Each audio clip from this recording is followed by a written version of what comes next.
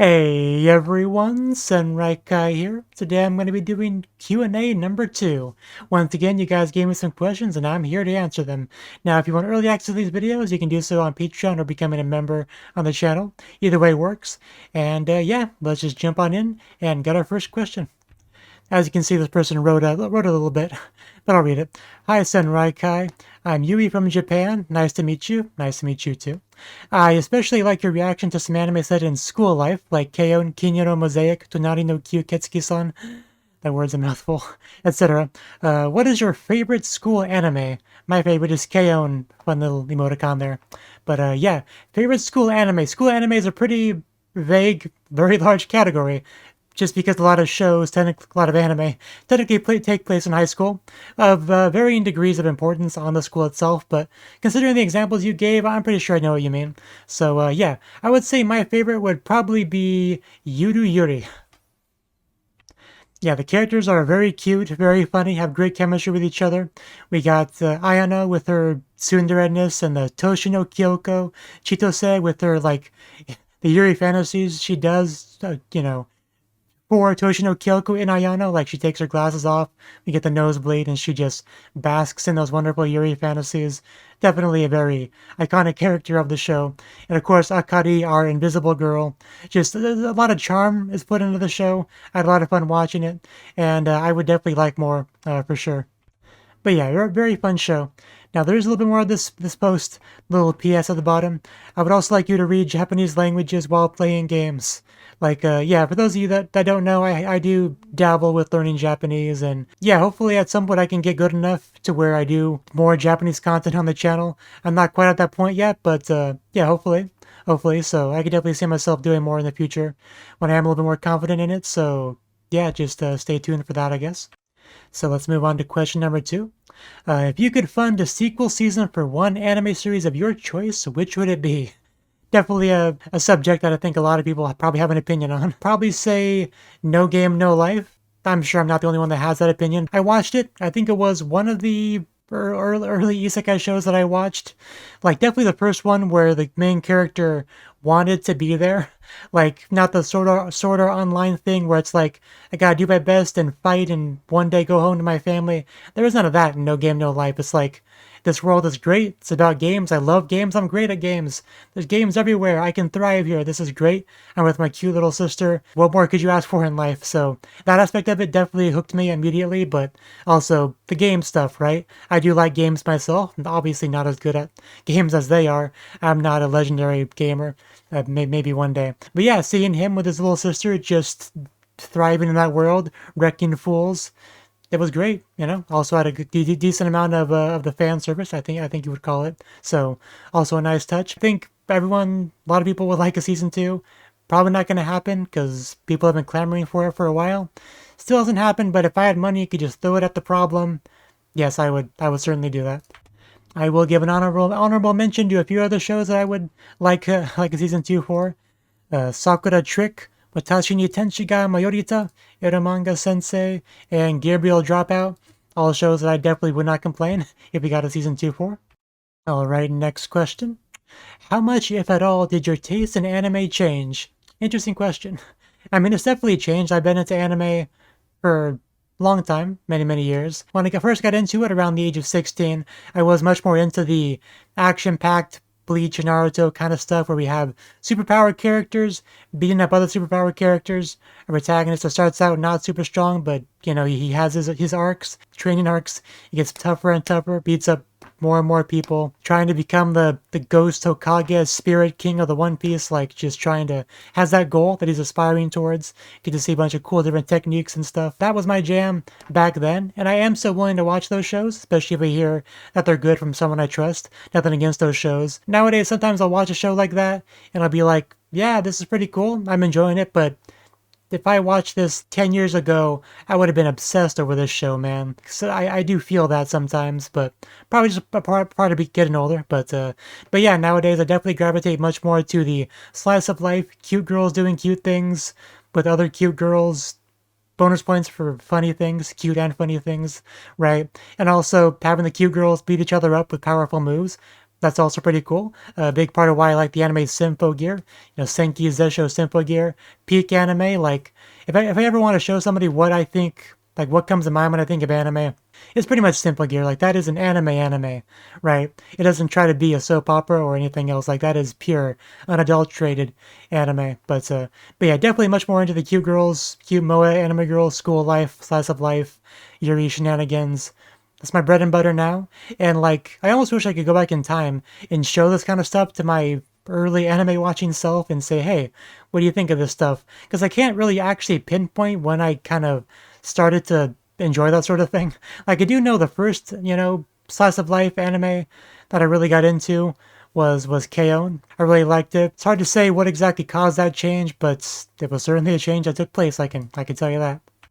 I'm still not really into like a lot of melodrama or sports, like that kind of anime. I'm really not that into sports anime. I do watch if it has something else that gets me interested, like it's a really unique sport idea, Keijo, or it's got lewd anime girls like Keijo, or like Uma Musume is another good example, like a Seneki sports anime, and it's got those same tropes, but it's also got cute horse girls, so they got to bring something else to the table. But yeah, I think that's more or less my current taste of anime explained. So yeah, next question. All right. I know you are a fan of eroge. Are you sticking to visual novels only, or are you also playing gameplay focused Dojin games? I swear that's not my fault. That section of the sentence was just hard to read. I'm standing by that. But anyway, yeah, like I definitely do like standard visual novels where the only gameplay is just clicking until you're done. Occasionally save and load. I do like that, but also the gameplay focused stuff I'm also really into, especially Alisoft and Shuri. I've never had to say the name out loud before, but their games, even though I've only played like a couple really, but I did like them. I did like the ones I played, and there's definitely plenty more that I would like to play at some point. Back in the day, when I had this thing called free time, I would usually have one standard visual novel and one gameplay focused eroge, playing at the same time, right? Like kind of alternate back and forth until they each finish. Like they each have their own respective slot, and once like the gameplay slot is finished, I put something new there. But nowadays, no, not much in the way of free time, so I just kind of occasionally read a regular visual novel, finish it a couple years after I started it, with the gameplay one just gathering dust in the background. Like I started Toshi and Toshi 3, an eroge by Alisoft so long ago. I don't even want to think about how long ago I started that, and I still haven't finished it yet. The ideal is to have one standard visual novel and one gameplay focused thing going at the same time. Maybe someday I can get back to that. Just gotta wait for the YouTube channel thing to take off, so I don't have to do this and my real job. Someday, just fingers crossed. But did that answer the question? I think it did. But like, yeah, I like both, definitely. I just like they kind of both scratch different itches, I guess you could say. But then that's why you have each in the chamber, depending on what your mood is for the day, right? I think that's a good enough answer. Let's move on to the next question. Have you thought about getting a second or fourth cat to combat the dead inside 9 to 5 lifestyle? Well, first of all, I only have one cat. His name is Boots. Had him for a while, and there are technically two other cats in the house, but that's just because my roommate slash brother has two cats, like an orange cat named Simba, looks a lot like a little lion. It's kind of why he's named that. And then Oliver, who is he either is a Siamese cat or looks kind of like one. I'm not quite sure, but I do have a video on the channel if you look for it, of my cat Boots and Oliver like hanging out, licking each other. So that was that. But yeah, as far as getting another cat is concerned, unlikely. I mean, as far as the effect of a cat, I feel like you get most of the effect with just having one cat. You're not gonna get extra dose of happiness from a second cat, at least in my opinion. The reason people generally have 6 or 7 cats is that's not necessarily because it's a more powerful effect proportional to the amount of work to take care of them. It's just usually you stumble upon another cat either outside looking for a home or at the pet store, Because, you go to the pet store to buy cat food. They got cats in a display case with a little sign on it that says, I am a cute little kitty cat and I would love a nice home to go to. Meow, meow. Don't you want to take me home? Meow, meow. And then you're like, well, I can't say no to that. Come here, little guy. I'll introduce you to cat number 3. You'll get along great along with cat 1 and 2. So this will be your bowl, right? And then you just, before you know it, you have like half a dozen cats. At least that's my opinion. Yeah, from watching my brother who is like, accumulating more and more cats, or has cats he wants to accumulate. I can see that pathway to becoming a cat lady, just kind of by showcasing, showing his early stages of cat ladiness, if that makes sense. Because he's feeding more and more stray cats that are outside of the house. But anyway, I think that answered the question. Like, probably just gonna stick with the one cat.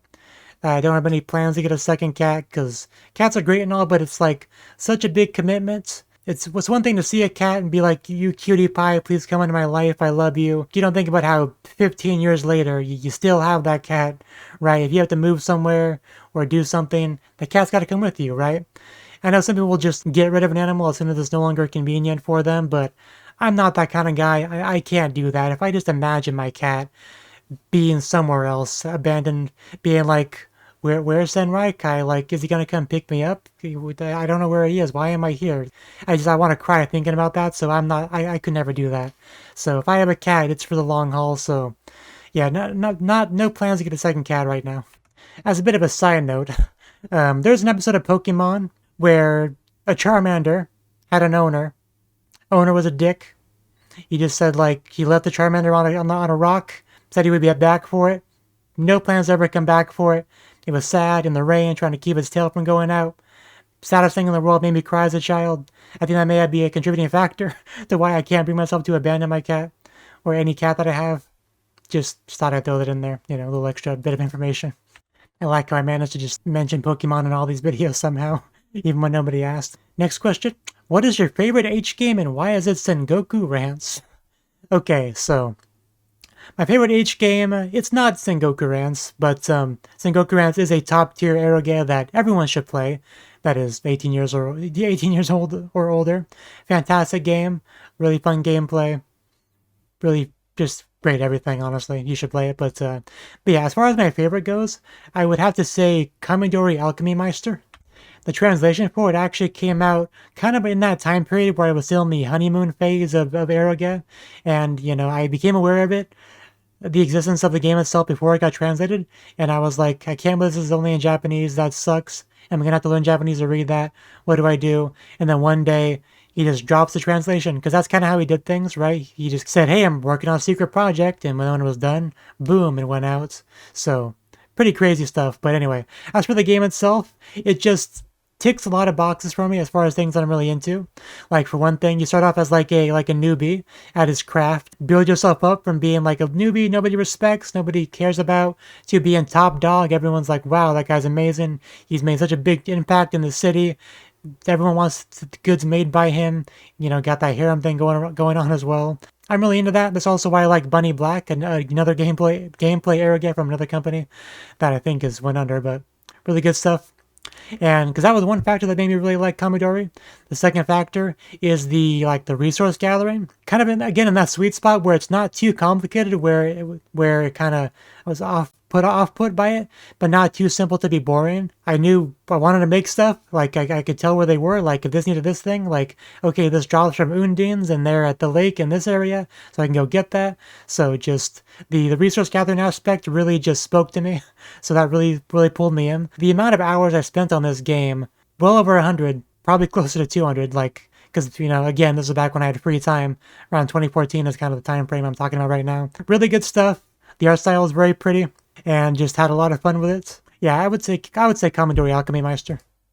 Again, honorable mentions to Sengoku Rants, Daibansho, what another Bunny Black. Definitely Bunny Black 2. Like, I personally really like Bunny Black 1 for reasons I just mentioned, but I think people generally prefer Bunny Black 2, which is also really good. Bunny Black 3 isn't translated. I did play it.